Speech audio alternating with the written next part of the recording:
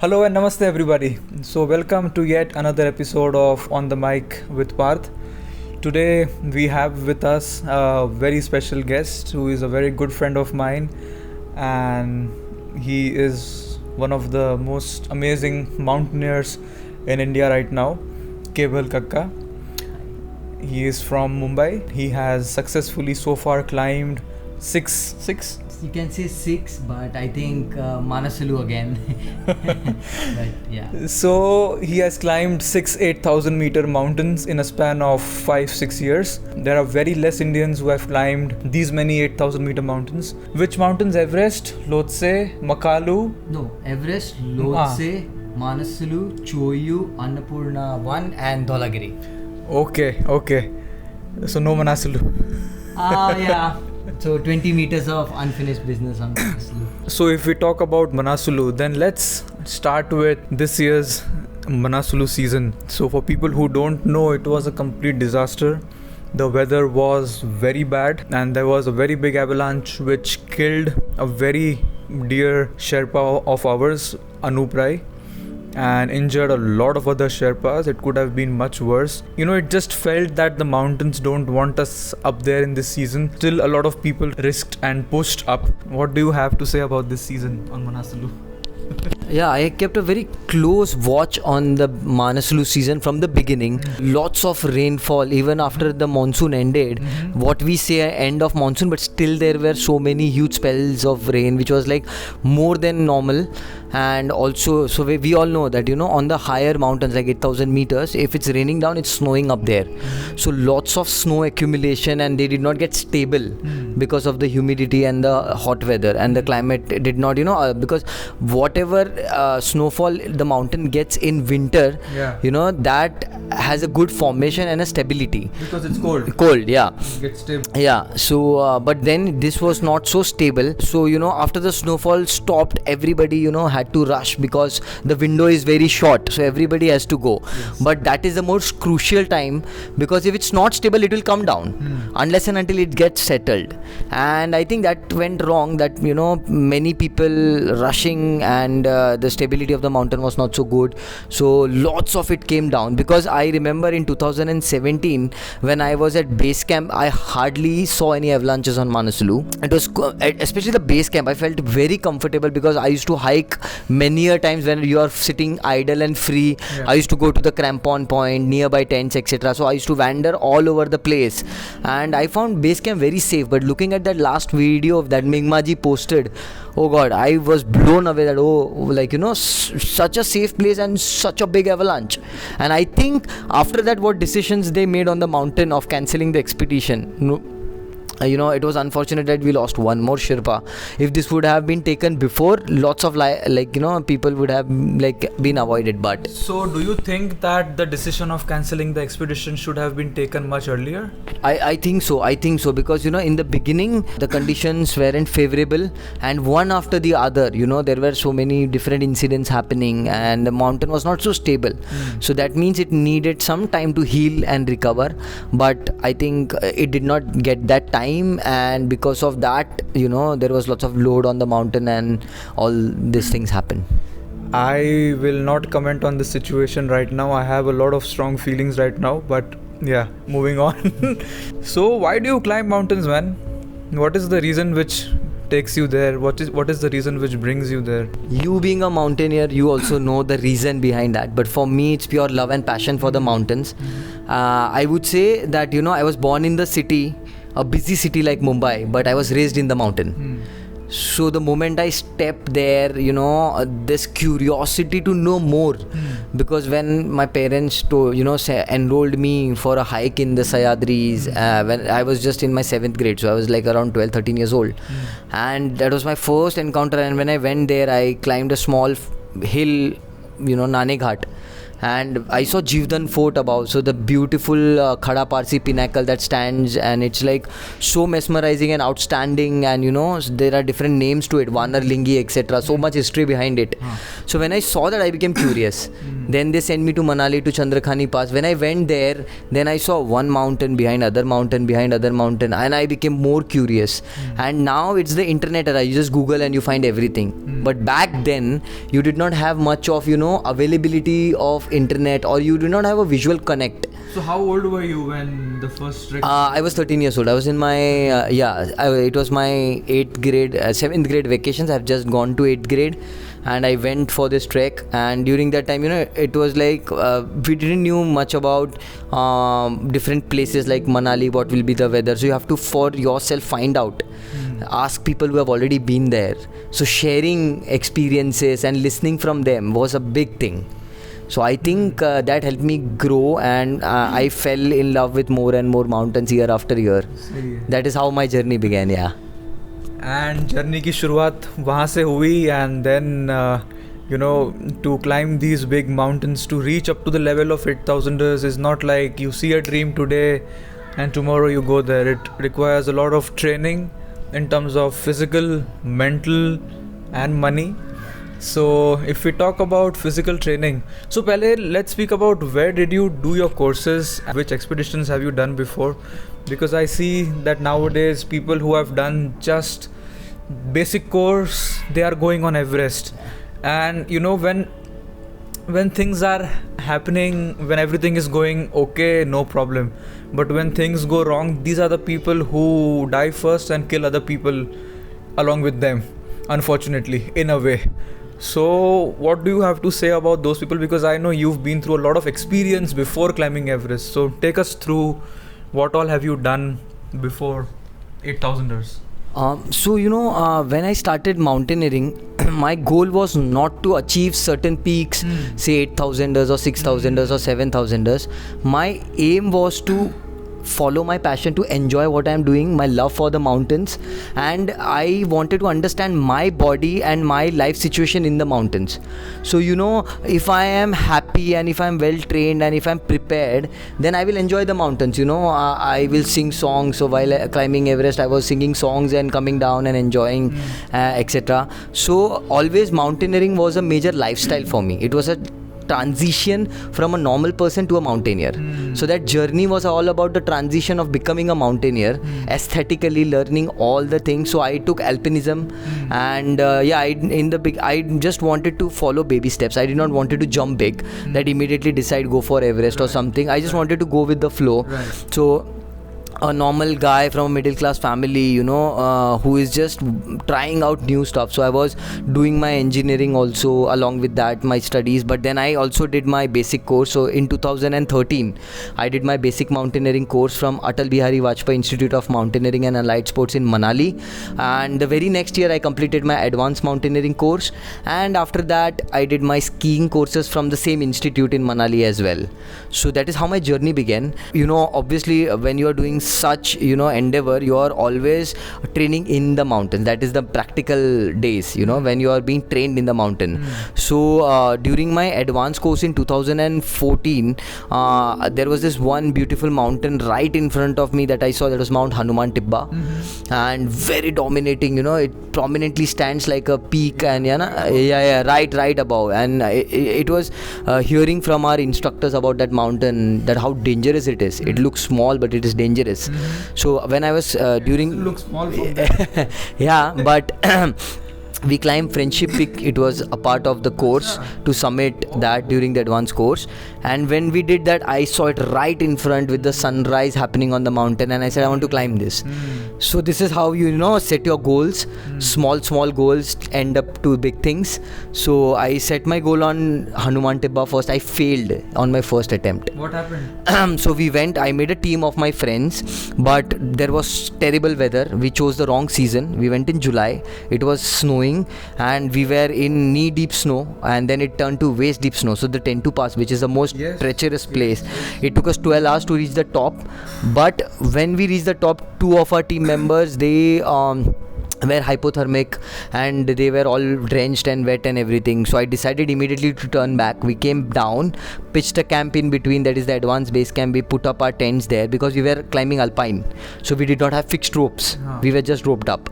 We came down, we pitched our tent. Next day I decided to come down, and after 2 days the weather became good, but then I decided to turn back and come again, because then I realized that no mountain is worth dying for, and you have to take the right decision at the right time. So my first expedition as a leader taught me the biggest lesson, that is to know when to turn back and what is important.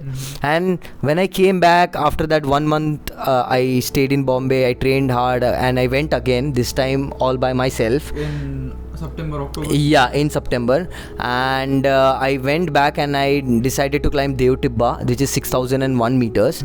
And I successfully was able to touch the summit, and the view that I saw from there was so amazing that I decided, oh wow, it boosted my confidence and morale, and I started climbing, and then I planned my new expedition. So I went from 6000 meters, then 62, 63, and then finally when I thought that okay, now I'm capable of doing climbing on my own. So then there came that okay, now I can do 8000ers, and then I started my journey in the 8000ers. So you said a very important thing. You reach that level when you are able to climb on your own. So why is that important to reach there before climbing a 8000 meter peak? When I took mountaineering, I know during the course they told us that 99% depends on luck, 1% is your hard work. It's completely opposite, and I still remember that. Yes. And why is that? Because every second the mountains, they keep on changing. May it be the condition, may it be the situation, say weather or anything. So there are so many hazards happening. Some are natural, some are man-made. So you can never say that कि अरे अभी धूप निकली है तो अच्छा ही होगा. अगर ज़्यादा धूप निकलती है तो भी एवलांच आता है, ज़्यादा ठंड होती है तो भी आइस कॉन्ट्रैक्ट होकर सिरेक्स फॉल होते हैं. Crack होके गिरता है. Yeah. So to get that perfect condition, you have to understand and be there at the right place at the right time.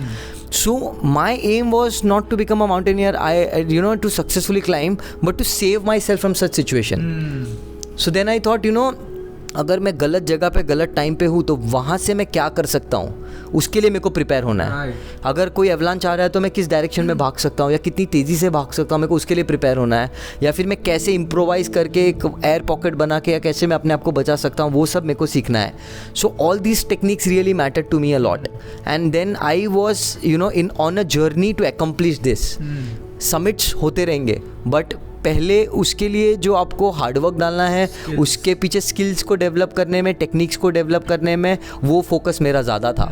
So I think my journey was more of becoming a mountaineer rather than achieving summits. Yeah, and I think this is what is missing in not everybody, but I would say many young kids who are coming up. A lot of people write us on Instagram, and I'm sure even you get this, that I want to climb Everest. सिर्फ Everest, उनको और कोई पहाड़ पता ही नहीं है. I can understand that Everest is the highest peak, but it is mountaineering, and you cannot go to Everest without knowing the ABCDs of mountaineering. And I think this love for climbing mountains, like as you said, your goal was not to climb those mountains. That was a consequence. Your goal was to learn, and I think this is what needs to be the mindset of somebody who is coming up. Learn and then things will happen. Once you have every skill set that you need, फिर चढ़ो पहाड़ जो चढ़ना है यार. तो मुझे next ये चीज़ पूछना है. देखो, हम लोग आते सी लेवल से, ठीक है, we stay in Mumbai. Like just this morning I was running at the seaside and I was just thinking कि साला we are training at sea level to climb the highest mountains in the world. How did you and how do you train physically to keep yourself fit for the mountains? So when I did lots of research, I studied about body dynamics, how it works, and along with that also how you should train. One thing that I made note of was to climb vertical, you need to train vertical. So horizontal training like running and all will help you increase your cardiovascular strength. They will help you increase your endurance. Little bit. Yeah. But what you need is huge and enormous in the high mountains, what we talk about. And to achieve that, the only thing is to train vertical. So I started rock climbing. It's a very good sport also, and it helped me to a major extent. We are in the Western Ghats, in the Sahyadris. We are blessed with the rocks, and so and then I started rock climbing. It started helping me endure. It developed my muscle memory, and then after that I realized, okay, now being at sea level, what our lungs function is this much, but for the expeditions in the Himalayas, we need our lung capacity to increase, and that will only happen there. So I thought, okay, right now is not the time. First I'll go on treks, hikes in the Himalayas, and I started spending more time there. So I did not, I was an engineering student. I left engineering in my final year. छोड़ दिया? Yeah, छोड़ दिया. बड़ा decision because Really? Why? Yeah, because I thought मेरे लिए ये important है. अगर मेरे को मेरा passion follow करना है या मेरी जर्नी को ये लेवल तक लेके जाना है आगे, तो मेरे को 100% श्योर होके 100% देना पड़ेगा. I can not work with two minds कि अरे ये भी करूँगा, फ्री टाइम में वो भी करूँगा.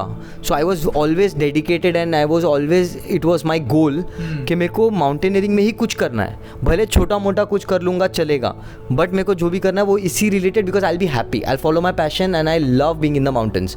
सो मैंने ट्रैक्स करना स्टार्ट किया. जब ट्रैक्स किया, स्टार्टिंग में थकान लगती थी, प्रॉब्लम होता था, breathing problems and everything, acclimatise होने में in fact.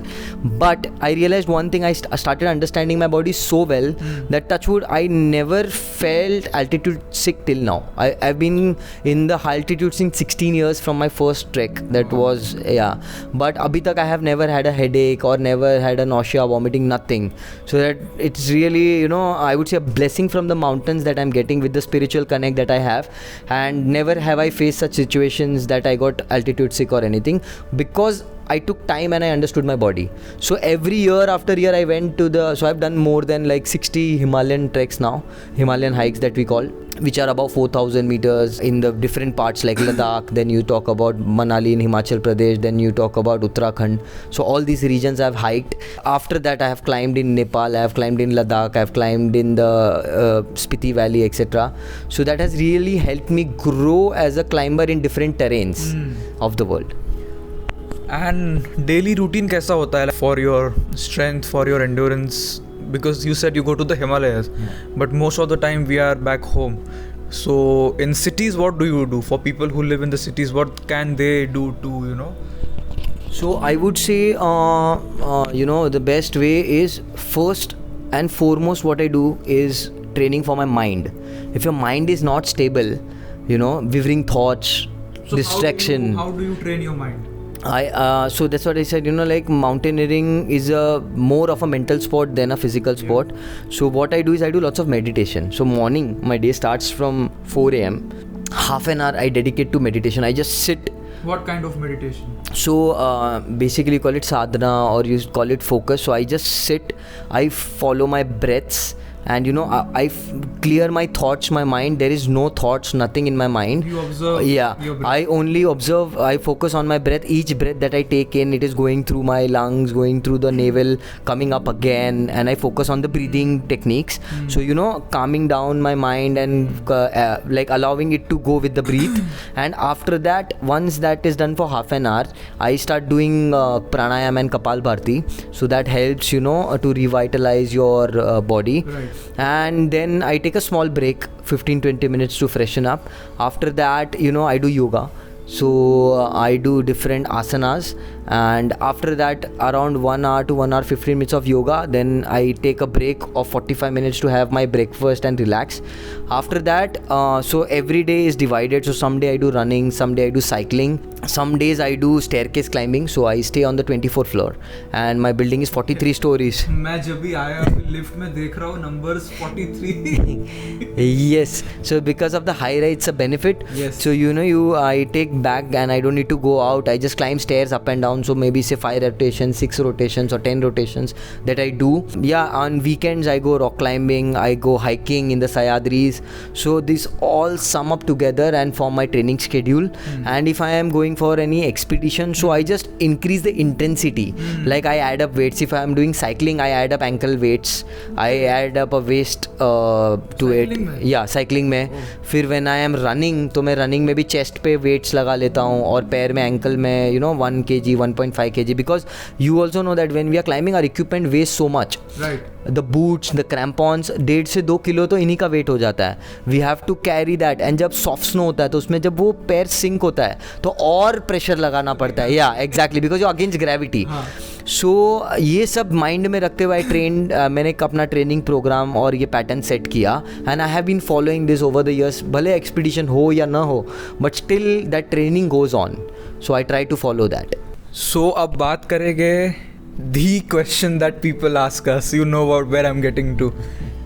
Money, no money, no honey. Yeah. So mountaineering costs a lot. खाली कर देता है आपको पूरी तरह से और उसमें दर्द से बोल रहा हूँ अभी.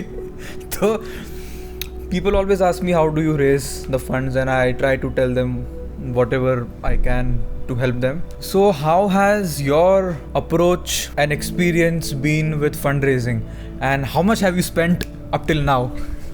Let's start with that. Okay, so I have done 8,000ers, actually 8. So this year on Kanchenjunga I had to turn around 100 meters from the summit, and also on Dholagiri last year, COVID outbreak and lots of problems, so we had to cancel the expedition. So 2 of the expeditions, making them also part of it, so it's almost 8,000ers. In this I spend around, like, if I talk about overall my 6,000ers and 8,000ers, I think more than 1 crore rupees that I've spent, more than crore, so around 1.5 crore to be precise. 1.5? Yeah. Because Choyu, which is in Tibet, it costs a lot. And then when I did Everest Lhotse, it cost me. Say a lot. बताओ लोगों को कितना खर्चा होता है. When I talk about Everest specifically, so $11,000 is the permit, so that is the royalty fees. Apart from that, जो आपका climbing gear है, that is around 5 to 6 lakh rupees of gear. So it starts from 2.5-3 lakhs. But if you are looking at something like a decent branded gear, like you say Mountain Hardware, North Face, because your life depends on that, so you cannot compromise on your gear. That is your savior in the mountain. So that goes to around 5-6 lakhs. Then your Sherpa who is climbing with you, their summit bonus, the staff that is there, because on an 8,000 you spend somewhat around 20 days to 40 days. So base camp there is such a big staff who is, when you are focusing on your climb, they are backhand, they are making good meals for you, they are seeing your gear that is left over at base camp, etc. and all, that if it's heavy snowfall, that does not get buried, your tent does not get buried. So these are the backhand support of a team. So their salaries, their fees, etc., their summit bonuses and everything, so all this sums up to a huge amount. So I would say, if you're talking about Everest, minimum 21 to 22 lakhs is something that should cost, and maximum goes up to 35-40 lakhs depending on what services you take. So there are IFMGA guides also, they charge more. Oh, maximum it goes up to 60-70 lakh rupees. Yeah. And other mountains, the royalty starts from $1,800, and then it see, as I said, the right now if I talk about dollar, it's an all-time high, it's 82 point something. So it keeps on increasing with the days, and you never know what will happen tomorrow, how much an expedition will cost. So I think the money is a huge thing, because I learned this thing that mountaineering has the 3 M's that we say. The first M is your money, the second M is your mind, and the third M is your muscle. So money, mind and muscle, M cube. That is the 3 M's of mountaineering. When I thought about small climbs, I used to save. जैसे आपका कुछ चीज़ खरीदना होता है तो आप कैसे आपके सैलरी में से थोड़ा हिस्सा निकाल देते हो. सो मैं वो करता था कि मैं काम भी करता था as a mountain guide, and थोड़ा पैसा बचा देता था साइड में. सो वो पैसे से मैं 6,000 meters climb करता था या 5,000 meters करता था. So that used to not cost me because I took alpinism. So सब खुद, पोर्टर्स नहीं, कुछ नहीं, खुद ही सब कैरी करो. बस एक गाइड ले लेते थे लोकल, जिसको रूट पता होता था, और साथ में चल देते थे. So और स्टार्टिंग में I had to invest in the gear also, climbing boots, crampons, etc. So starting में 1-2 लाख 50-60 हज़ार में काम हो जाता था. But when I stepped on to 8,000 meter peak, it shoot up to like 10 lakhs, 15 lakhs, 20 lakhs per mountain. And then, you know, at that time I was not prepared for this. And I thought, yaar, kaise raise hoga? I was very disappointed and I was like, what? So I made some research and I thought sponsorship होती है, लोग करते हैं. And it's a two-way thing that if somebody is sponsoring you, you have to represent him, that brand they are associated with, and you have to do it for them also to promote them. So it's like a vice versa thing. And then I started approaching brands. Little did I know that, you know, वो लिखते easily है sponsorship, but when it comes to getting it, it is like, it is more difficult than a summit. I would say climbing mountains is easy, yeah. Then getting a sponsorship is so difficult because see, it is much obvious that why would somebody sponsor you unless and until you have a background. So the initial stages are very difficult to gain that confidence, what you can do to the brand, how you can justify the brand. It's a very tough thing. So starting when I climbed on my own the 6,000 meters, you know, the sponsors had something to look up to. Okay, you know, he's climbed so many 8,000ers and all in the very first attempt, and you know, he's never had a setback. But that happened over time. Yeah, over time. I would say 2000 and not such over time, but 2016 was when I summited Devtibba, and 2017 I was lucky enough to go to Manaslu. So in between, but I climbed a lot. I dedicated, and you know, I during that time I climbed Devtibba, I climbed Friendship Peak again. Then I climbed Lobuche East in Nepal. I went to Everest Base Camp twice, etc. So I did lots of climbing in between. I went to Stoke Kangri. I climbed Stoke Kangri twice during that time. So lots of 6,000ers were going on constantly, and now I set for 8,000ers, and I approached and I was rejected by 182 sponsors, 182 companies, straight off rejection. 4 months यहाँ वहाँ भाग रहा हूँ, file लेके mails पे mails shoot कर रहा हूँ, एंड सब जगह से, यू नो, किसी से नो रिवर्ट, फिर पर्सनली विजिट कर रहा हूँ. And I remember this incident. So I used to leave in the morning by 8:39, reach office, corporate office, waiting room में I am sitting, and you know, full day, शाम तक 6-6:30 बजे तक, and they are like, sir is in a meeting, come tomorrow. Again I come the very next day, they are like, today also not possible, come tomorrow. ऐसे करके 6 days हो गए, and 7th day they said, we are extremely sorry, but we cannot sponsor you, we do not have a budget this year, come please try next year. During that 7 days I had become so strong कि मैंने वो rejection को रोते हुए नहीं, but हंसते हुए लिया.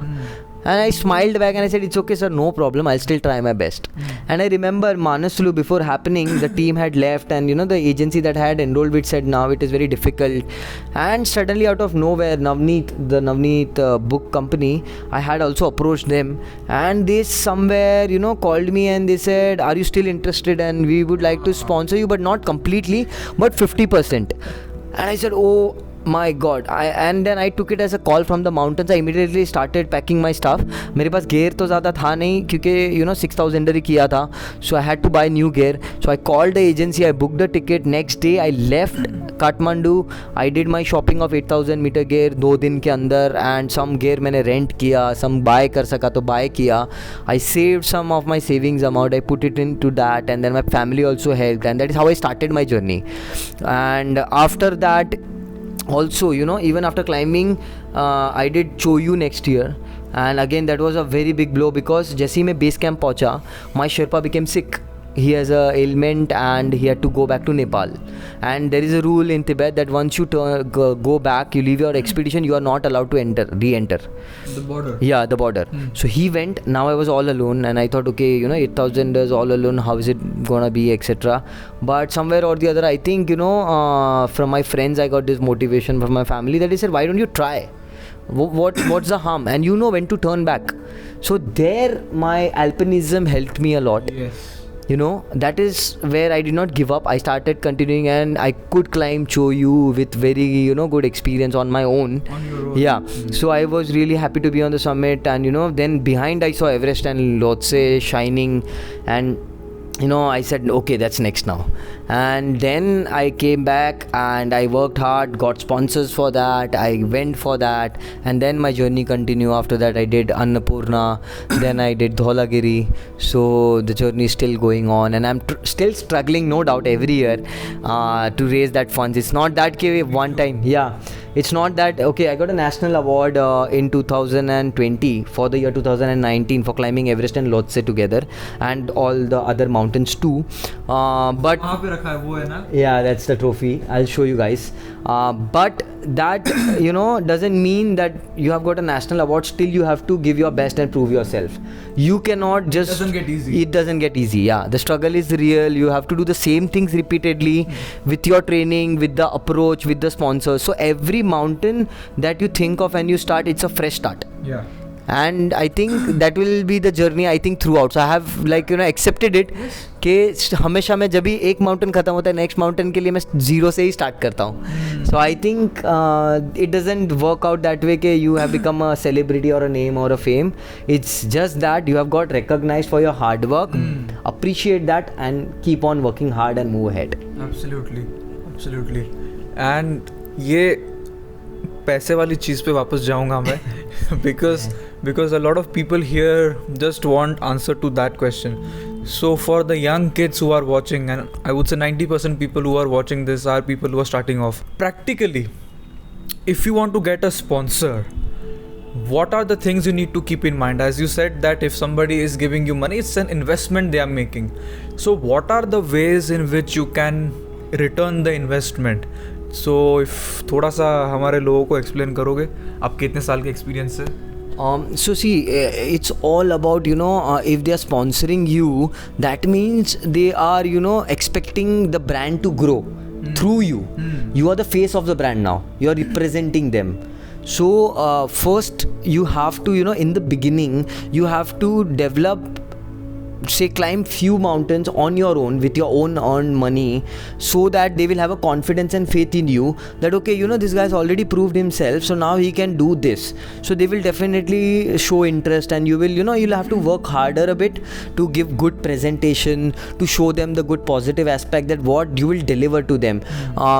Very common thing is putting a logo on the top of the summit, like carrying a banner, etc., and doing promotions by putting logos on your apparels, on your tent, etc. But I think more than that, it is being attached to the brand. So that attachment, if you are able to show it to them, they will be surely convinced and they would love to be with you. Because see, this all things is just beautification, and it may get noticed or it may not get noticed.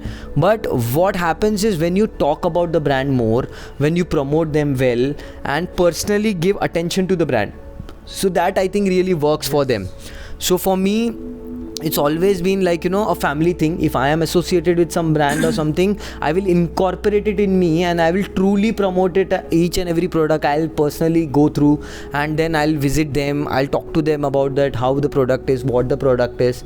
So that has been my way of working. So I think first establish yourself as a climber, prove it that okay, you have climbed certain mountains, and then when they are because obviously see, 8,000 meters is so risky. We all know anything can happen any moment.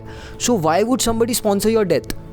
They are also scared that if we sponsor and if anything happens to the climber tomorrow, it will all come on us somewhere or the other, that because of us they went, right? So you have to give them confidence that you will make the wise decision and not decide in pressure, right? So you have to tell them that no matter what, for you, your life is first, then comes the rest of the things. Right. But even if I don't climb, I'll still be loyal to the brand. Right. If not this mountain, the next mountain, I'll surely do something for the brand. But I will not be that person who will just for the pressure of the sponsors or sake of showing them, or with the fear of the failure, I'll do something which is beyond ethics and something which will lead to trouble later on for maybe your life and the Sherpa's life that is coming with you. बिल्कुल.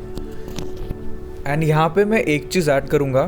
देखो, मुझे बहुत कम sponsors मिले आज तक. I am still struggling. It's very strange that people ask me for money. They think I have a lot of money for some reason. I don't. I am under very heavy loans because of these expeditions.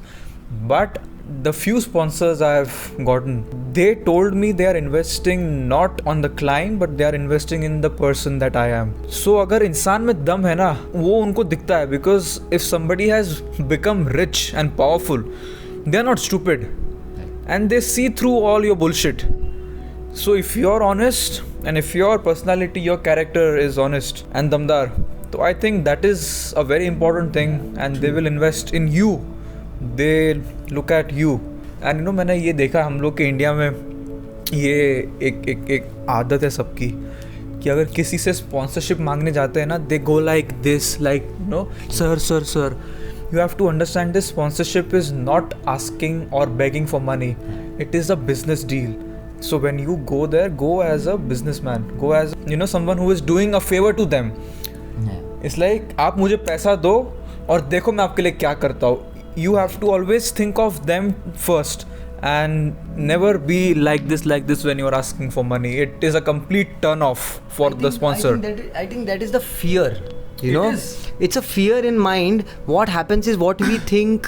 I will tell you a short example. You know, people what they think is पैसा नहीं आएगा तो climb नहीं होगा तो मैं prove कैसे करूँगा अपने आप को. वो पेशेंस लेवल नहीं होता है. एंड यार यार जो भी मिल रहा है आने दो, कुछ तो काम आएगा, कुछ तो करूँगा. But that attitude, that attitude needs to change. ये भिखारी वाला attitude. Yeah, that attitude needs to change. I mean, that attitude needs to be like, okay, I am doing something because I am risking my life. Yes. I am doing something for the nation. It's like I am representing my nation, and for that I am working hard. Yes. So you should show that, you know, if we both come along, we can go long ways. Yeah. I can go to a certain limit, but if it's we, it matters more. Can go very low. Yeah. So I think that's what you need to convey to the sponsors, that, you know, for me, I can do 50%. I can train hard, I can do everything, but the 50% comes from your side. Yes. So in that 50%, you can put your 100%. Yes. So to earn that, only then it will combine together, and then an expedition will be successful. बिल्कुल यार, बिल्कुल. So guys, ये podcast थोड़ा सा लंबा होगा, तो installments में देखना है तो वैसे देखना, लेकिन इसको मैं कट शॉर्ट करने वाला नहीं हूँ, बिकॉज जिसको इंटरेस्ट है वो सुनेगा इसको, ठीक है. तो अभी जाते हैं पहाड़ों पे. Why did you choose Manaslu as your first expedition? Before climbing any mountain, I strongly believe that you have to first understand the mountain. What are the crux? So difficulties in mountaineering term, we call it as a crux. So what are the crux of the mountain? And you know, being a first 8,000er, choosing your mountain, it becomes very difficult. Yes. I was new to 8,000ers, and I didn't knew how things work, how does my body react to the oxygen cylinder, etc. And I wanted to climb without oxygen. So on Manaslu I went till 7,980 meters without oxygen. Ooh. Yeah. And Manaslu is 8,163 meters, so just 200. Yeah, somewhat that. But then my Sherpa became sick. He was sick from Camp 3, and I tried to turn him back, but he was not ready to turn back because he has his duties with me. So he said, you know, I have been appointed and assigned to be with you. So either we both turn, or else he was already on oxygen. So he said, you also put oxygen and we both climb Faster. Yeah. So then I decided, okay, you know, let's turn on the oxygen. I said, are you sure you want to go up, or let's go back? I don't mind turning back also.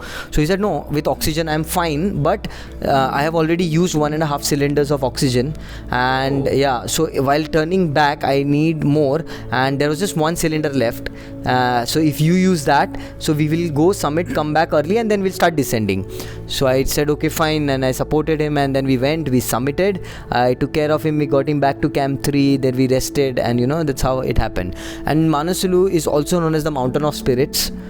So I think starting on such a nice note with such a, you know, beautiful mountain was always there in my mind. And then I decided, okay, you know, lots of teams are on the mountain also. That could be a positive point also and a negative point also in a way. Right. But if you have to learn, you have to be there where people are, so that you learn from them.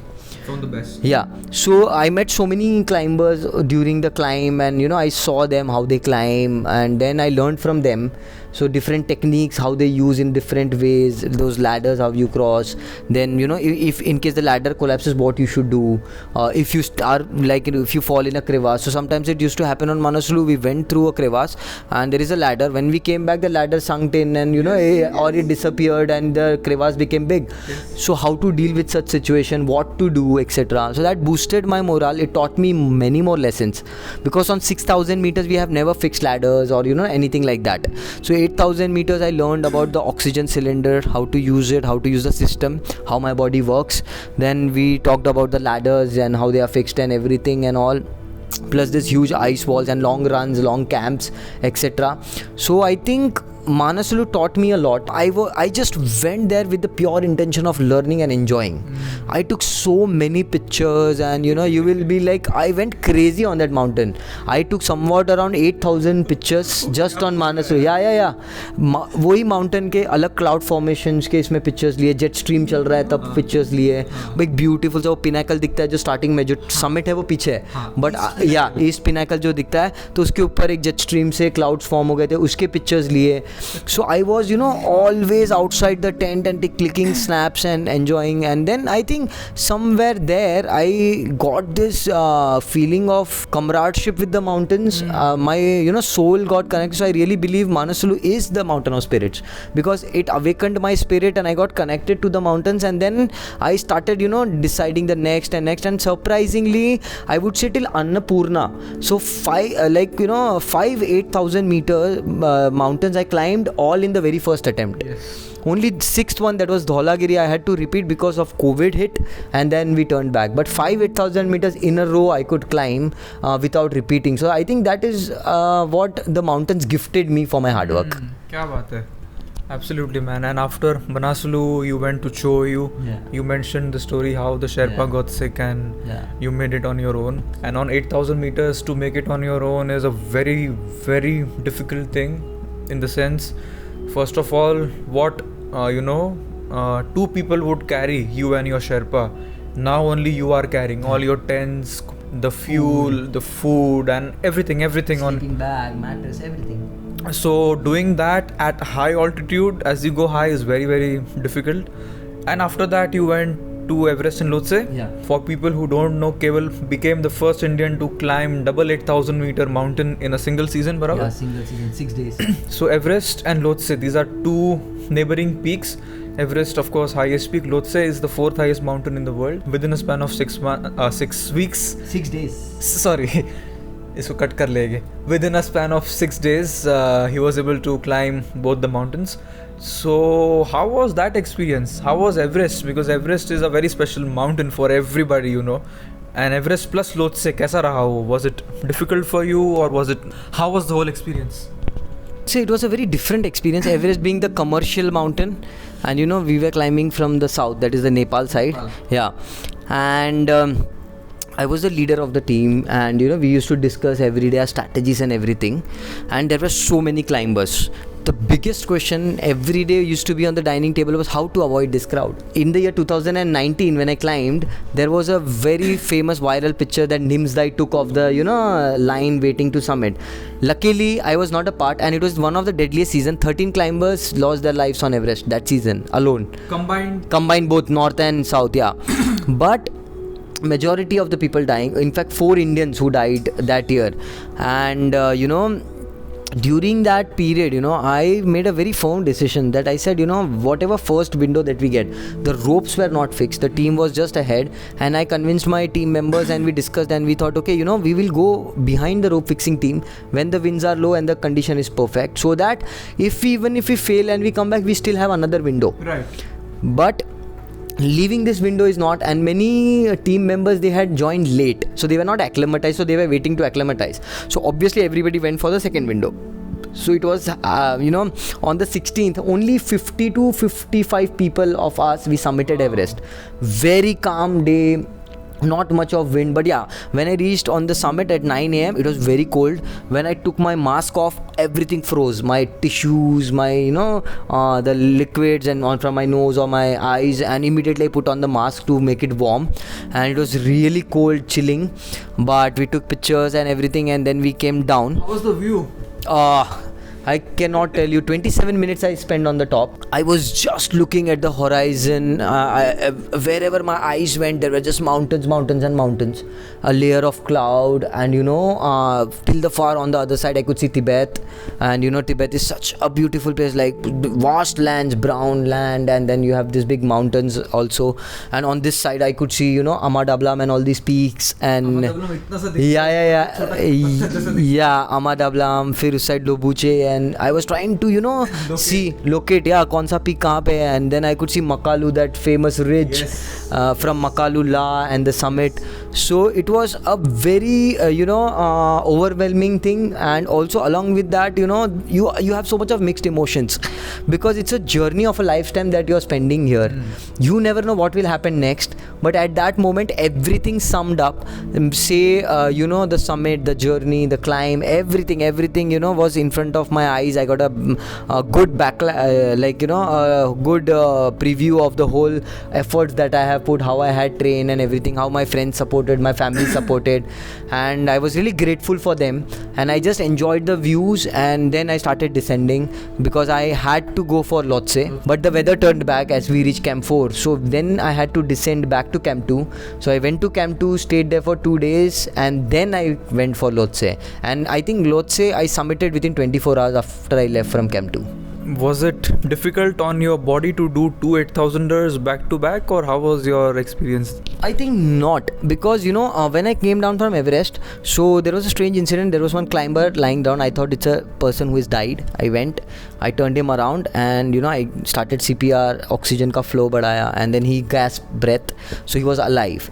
And then I asked him who is he, and he was an Indian NRI who's settled in Kuwait. And then he was not able to talk. He was exhausted, obviously. He was very slow, and he was left behind because of his pace. He was not able to catch up, and then I gave him my sneaker bar, so it was half frozen, so I just melted it with my mouth, gave it to him. I gave him water. I carried him, but he was he was like 6 feet in height, and he weighed somewhat around I think 85-90 kgs. He was an proper Ironman athlete, and I just took him on my shoulder. I made him walk a bit, and after that I told him, wait, the tent is just 200 meters away. I'll get help for you. And I went to his camp. I got 2 Sherpas, and we got him down, and then we immediately took him to Camp 3, did a chopper rescue for him, etc., and he was safe and alive. From Camp 3? Yeah. Long line? Long line. After that I went to Camp 4. I rested there. Then next day the weather was bad, and I had to leave for Lhotse, but then because of the snow and the bad weather it could happen, so we turned back. I came down to Camp 2. Unfortunately, late Anup was our cook, and he took good care of me. 2 days he gave me good food. We had good time spending together. I was able to re-energize my body and go up again. So after 2 days of rest, I was really back and normal, my body had recovered because of the good food and everything. And then immediately I left, I think morning 5:30, me and Nima, we left for this Camp 4 on Lhotse. So we skipped Camp 3, we directly went to Camp 4. It took us around 4.5-5 hours to reach there. After that we spent the afternoon resting, and night 1 o'clock we left for the summit. Next day morning we summited Lhotse at 6 a.m. in the morning. Very nice. And then from there, evening 6:30 we were at Camp 1. So it was it was away, because I was so excited and so happy. And I don't know, it just happened, and there was no such, I was so focused, and there was no such thing as कि ये difficulty है वो difficulty है. In fact Lhotse के wall के summit है उसके just थोड़े नीचे ही there was one dead body that is lying there since 2012. So no, it was a Zek climber, what they said. So we had to go over him. So that was a tough decision to do, and I tried to take my knife and cut him loose, but it is so entangled, it was very difficult. So I just went through him and I summit and I came back. But you have to fight your mind mentally at that time. Kya hua hoga? He must have been a good climber, then what must have gone wrong, and why he ended up here? Because they say that every body that lies on a mountain was once a motivated soul. So you cannot neglect that fact, right? No matter how motivated you are, but you have to be cautious. आप और हम जैसा ही था यार. Yeah, exactly. So then I composed myself that I have to be very cautious now, because now this is something serious. And then I composed myself, I climbed, I came down, because the face is very steep. And from the summit, I think it took us 35-40 minutes from the summit to Camp 4. क्या बात कर? Yeah. It's a steep gully. Rappelling? So we did not rappel. So Sherpa rappel. Yeah. That is the fastest commute. Yes. So put the safety line and rappel. Yeah, twist your hand and then just go down. So I think I loved doing that, and I was so happy. But at the same time, I was cautious and careful. Amazing, man. What you did there opened up a lot of possibilities for other Indians who never thought that, 2 8,000ers are possible. And now you see maximum Indians who are going on 8,000ers are trying to attempt at least 2 or 3 8,000ers in a year. It's become very normal now, but it was not normal back then. And so you were the first one to do that. Which was the most dangerous mountain that you climbed in 8,000ers? I think Annapurna, surprisingly, I was never hit by an avalanche, or I was never, part of it, but we narrowly escaped. You remember, I was ahead. And so for people who don't know, we were on the Annapurna expedition together in the same team.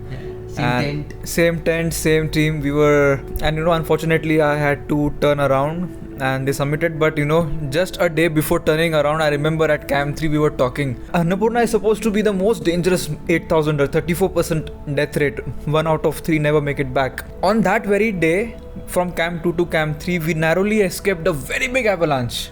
Very, very big avalanche. But when I was looking at that avalanche, never I felt unsafe. And on that mountain, we never felt unsafe. We were talking about that. Yeah. Annapurna, though it is supposed to be very dangerous, that year it really... So, kuch keh rahe the? yeah, there were so many teams on that mountain, more than 100 climbers with the Sherpas. Right. I think that was the busiest season on Annapurna. Everybody was there. Best of best climbers were fixing, route opening, etc. Just a year, before 2019, before COVID, I would say, 2021 we attempted that. We climbed Annapurna. But 2019, Nims Dai did something which was very incredible. He achieved the 14 8,000ers in such a short span, breaking the record, and he climbed from the Dutch rib. So now when we were climbing there, the Sherpas were in two minds, where do we fix ropes from, whether we fix it from the normal, the French got the climb, the route, French or we fix it from the Dutch rib, because it has just been climbed from the Dutch rib.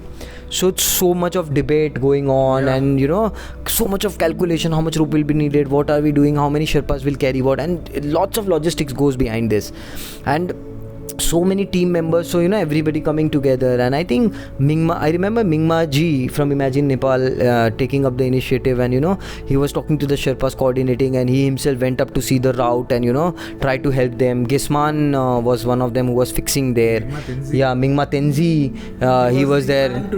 He was the man. Without him, the true summit would have not been possible. So it was a very debatable thing. And I remember the last part when we went for the summit push, and it was already been 10 to 11 hours while route opening, and they were out of rope, etc. All the climbers are standing, and they were passing their slings, the short ropes, and Mingma Tenzi was tying them together, and he attached it, and he climbed, and it was... He wanted to get it done. So I remember everybody was so emotional. On the top I took a video and I tried to capture that, and everybody was so happy because it was an effort made by everyone. It was like a proper teamwork. We came from different agencies, but at that time everybody was together.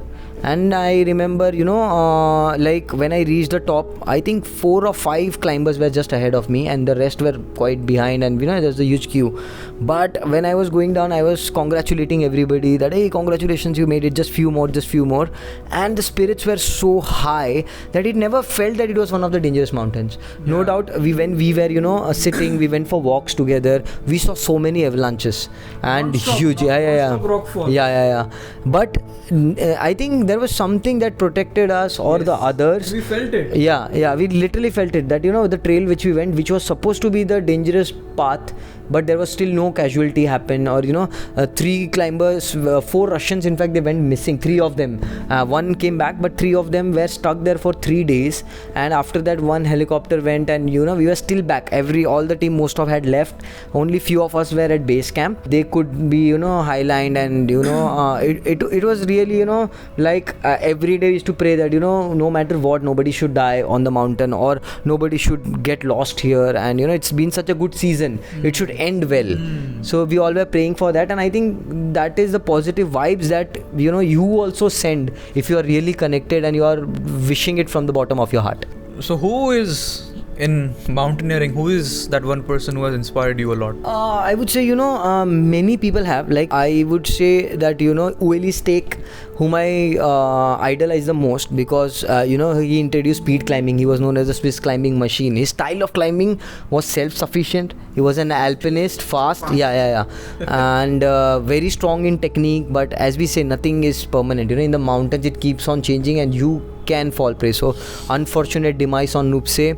And also I idolize Reinhold Messner. He's definitely the godfather. He's seen so much, highly experienced guy, and one of the best climbers, because whatever climbs he has done, all new routes, but without oxygen, the first person to do so. And he is one of the guy. And two more climbers I would like to mention, whom I really think that if they would have been alive today, then the mountaineering fraternity would have been something different. So one is Jerry Kukuska. So one of my favorite climbers. So his climbs, if you see, unbelievable alpinism. And he was also from a poor family, so he used to buy second-hand gear from Kathmandu and try to fulfill his climb, which was a very dangerous thing back then. That's what killed him. Yeah, that's what killed him, in fact. That's what I think, if he would have had, but he never gave up. To follow his passion, he never gave up, because during that time the technology was not so good to manufacture good gear, etc. and everything. So still he managed somehow, and he came back to back. And winter essence, oh my god, imagine with that clothing in that time, doing winter essence, 5 winter essence is like insane. And अभी हम लोगों के पास एक ही mic है, budget थोड़ा सा कम है, इसीलिए थोड़ा ऐसा करना पड़ता है. नहीं, but for people who don't know, unfortunately the young people don't know who Jerry Kukuczka is. He is a Polish climber. So Reinhold Messner is the first man to climb all the 8,000ers. Jerry Kukuczka was the second man. See, there is no comparison between two human beings ever. But if you look at the climbs of Jerry, they were much more badass. Of course, without O2, and in winter, most of them, 5 out of 14. So the thing is, he didn't have sponsors like Messner, because Messner was the first. So when you are first, you have that advantage, unfortunately, in every aspect of life. So to go in, saste mein jaane ke liye, he used to go in winters.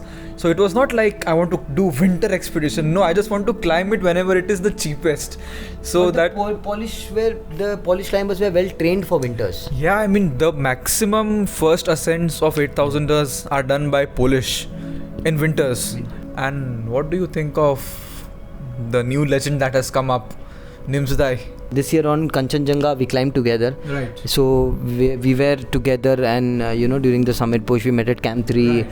And while returning from the summit also, we were together. So I think, he's very motivating, a very positive approach, and he keeps the energy high on the mountain, and you learn a lot obviously from him, and he has had lots of experiences of 8,000ers, and I would say his mind reacts and works really fast. With terms to taking decisions, with terms to understanding situations and conditions. So definitely, but again, one climber that I left out, so one of my favorites is Ed Vuestus. Yes, one of my and favorites. And why he's still alive. He became the first climber from US to climb all the 8,000ers without O2 in the year 2005 on Annapurna, last climb.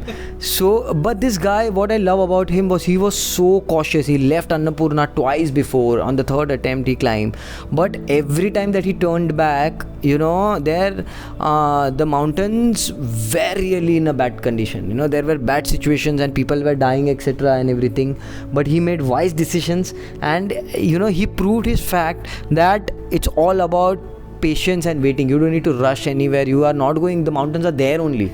You have to be alive to come back and climb.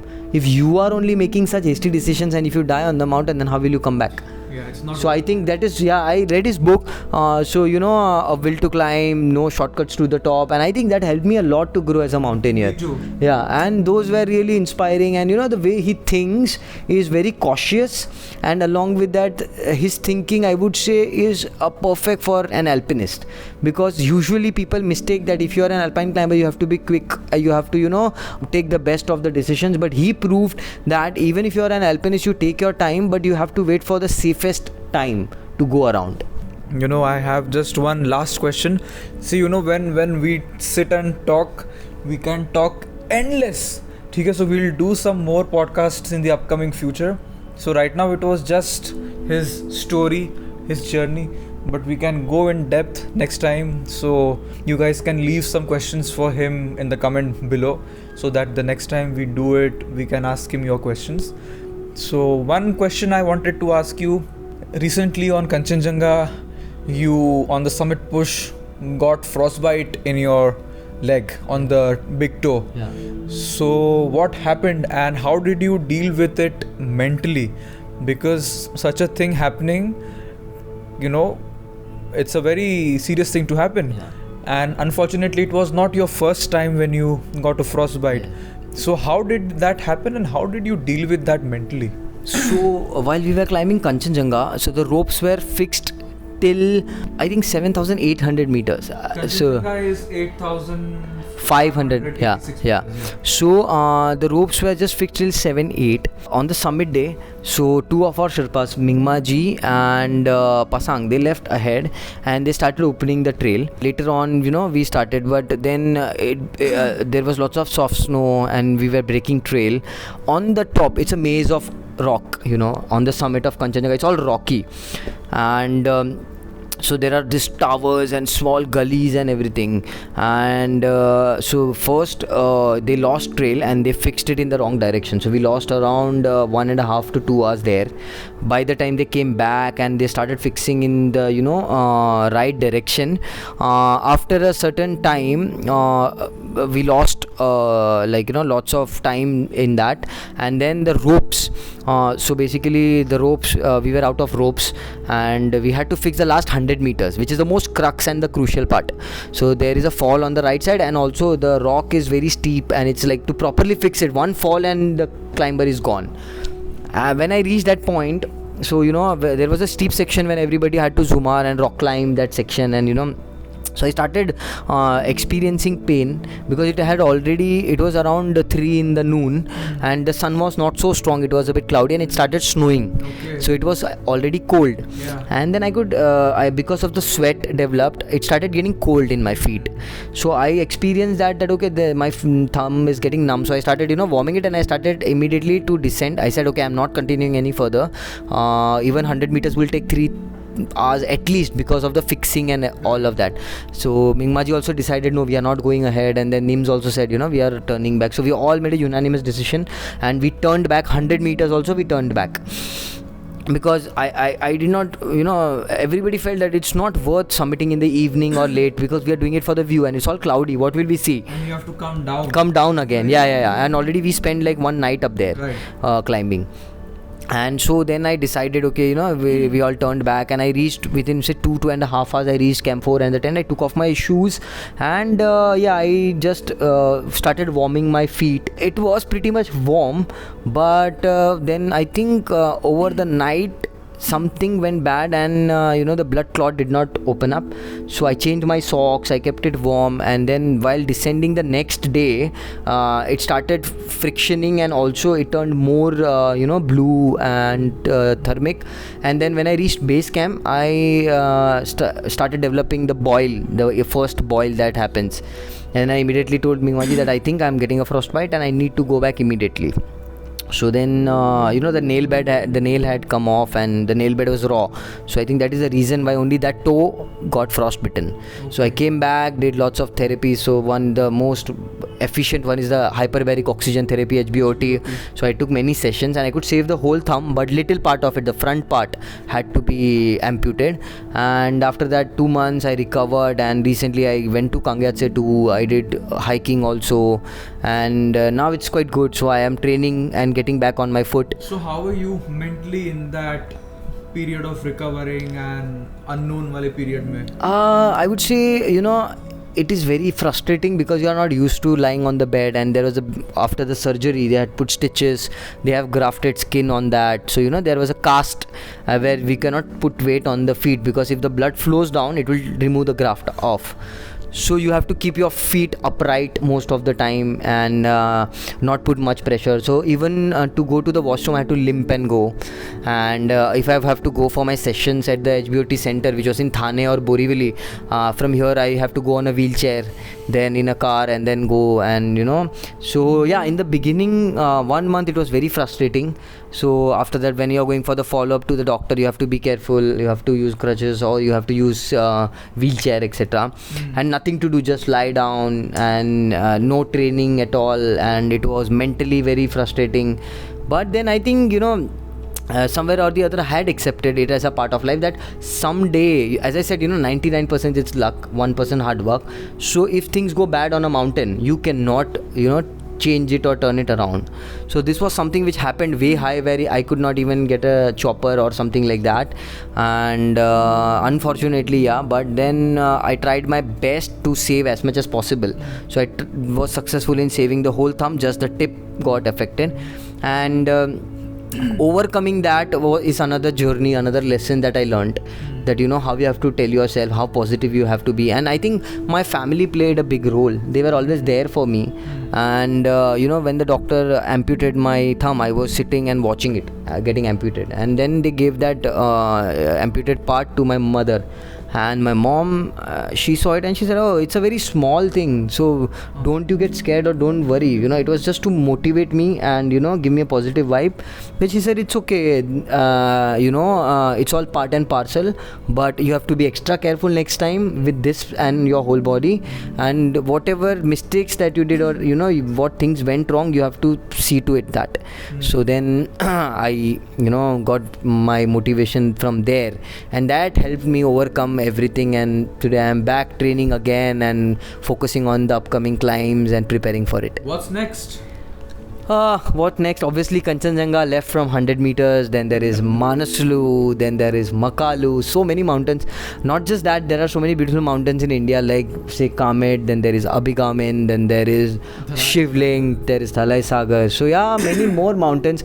I don't know which when, but obviously one after the other. Currently I am very much occupied with my wedding preparation, so next month is my wedding. That is another adventure, obviously Yes. So dodged it for a long time, but you being a married man now, Not married, engaged, yeah, same thing. But yeah, moving towards another journey in life, trying to balance both. I met my fiance on a mountain, we were hiking together and we fell in love. So definitely mountain magic, we can say. And I think it supports a lot. The more the merrier. So now more of support and cherishing this journey. So next marriage, and then next the upcoming climbs. Upcoming climbs और फिर छोटे केवल भी आएंगे.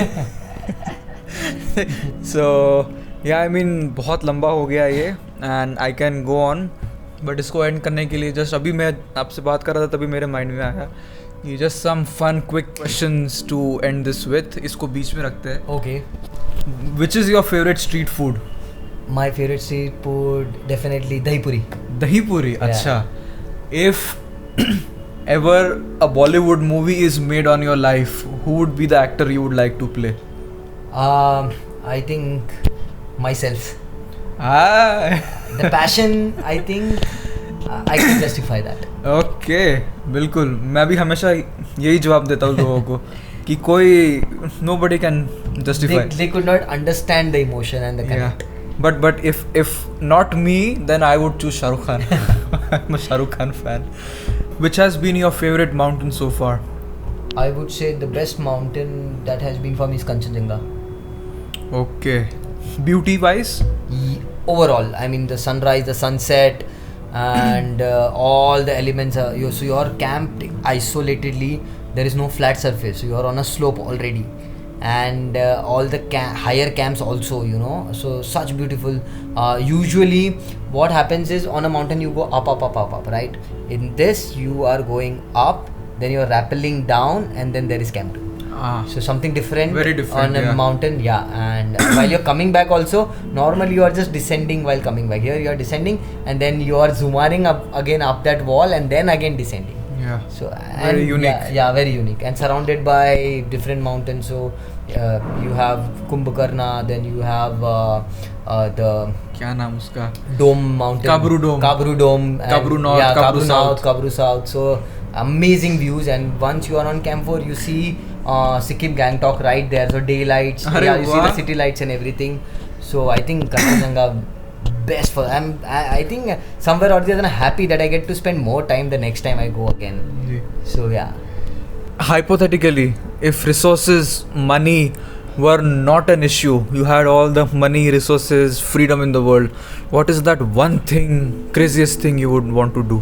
One craziest thing I would love to do is I would love to start up my own mountaineering equipment lineup, because I really love designing gear, and I study all the gear very minutely. So maybe start up something like Mountain Hardware or the Next North Face, something like that. Okay. And one book which you would recommend to our listeners and viewers? I would really recommend a book by Ed Vuestris. So, A Will to Climb or No Shortcut to the Top. It is an amazing book. That is the book I always recommend also. Yeah, you should read it. And everything explained so well. And Ed Vuestris, he's such an amazing guy. Also, he has a video on YouTube. If you can, find it out. The Will to Climb. The Will to Climb. So, that video itself will spark that, passion in you, and it will ignite everything. So, I think that these two books are something that I would recommend for everybody. And one last question, what is your dream vacation place where you would like to go? Definitely on the mountain. No. Apart from mountains. Come on. Okay, definitely in the mountains, but I would love to go Chamonix. We had a talk about that because that is the Mecca, you might say, or also Yosemite Park. Lots of good rock climbing and Half Dome, etc. So I would love to go there. So maybe next trip to Chamonix, I would love to ski, ice climb, and boulder a bit, and also Yosemite Park. ठीक है मेरे भाई, thank you so much, and हम वापस करेंगे बहुत जल्दी, because now next time when we do will go into depths of things. ये तो स्टोरी बेस्ड था, और कुछ बोलना है? One small message, Yes, please. So I went to Dhaulagiri last year, and I climbed it this year. So last year we had to turn back, but this year I was a bit early. Last year I went in May, and this year in fact I went in the month of March and April. But the things were completely changed. Before, where there was glacier, now there is a stream and a puddle. The scenario is completely different. So the glaciers are melting rapidly. So I think that small things that we observe, the climate change is for real. And whenever you are traveling or whenever you are hiking, I think responsible adventure is very important. Waste management while you are traveling or you're hiking is very important. So we also I try to do lots of cleanup camps, etc. So that in the remotest mountain where there is no sources who can clean the mountain, we still try to we have few volunteers, we go and we clean the mountain, but leave no trace on the mountain. So definitely if we look up to this and we try our best, so we can definitely save our mountains, and whatever is happening, all the calamities, etc., we can maybe reduce them to a certain extent. So I think that will be my message, and I am sure that you will spread this across. To add on to what you said, the mountains don't need your protection. The mountain don't need our protection. Just don't fuck it up, okay? Sorry. Just don't mess. ठीक है, मैं डाल दूंगा, कोई बात नहीं. देखो, the nature has enough intelligence to recover in a few months' time. But if we constantly keep hammering, things will go downhill. Like for example, we saw in the COVID lockdown, the first lockdown, when everyone in the world was at their homes, the oceans cleared up, the rivers, specifically the river Ganga, which the government had been trying to clean since a decade, 4,000 crore rupees spent on that cleaning project, nothing happened. But keep human beings in home and everything is perfect. The dolphins came to the shores of Mumbai. I mean, these are things which we have not seen in the last at least 1 century. So we don't need to protect the nature, we just need to control our actions. ठीक है, जो हम कांड करते हैं, जो हम गंदगी करते हैं, जो हम नुकसान करते हैं, we just need to be more conscious, more compassionate. It is coming back to us only.